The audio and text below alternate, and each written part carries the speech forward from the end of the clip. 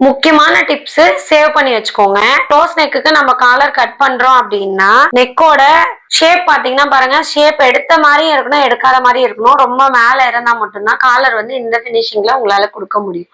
So shape வந்து ரொம்ப மைல்டா தான் எடுக்கணும், ஒரு 1/2 இன்ச்சுக்கும் கம்மியா தான் எடுக்கணும். நம்ம கிராஸ் கொடுக்கும் போது இந்த ஷேப் பாத்தீங்கன்னா இவ்வளவுதான் இருக்கணும்.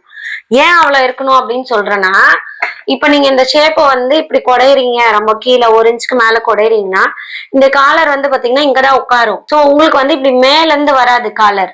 அப்ப என்ன ஆகும்னா இப்படி பின்னாடி விரிஞ்ச மணிக்கு கழுத்துக்கு பேக் சைட்ல விரிஞ்சு போய் உட்கார்ந்து அந்த மாதிரி பினிஷிங் வரும்.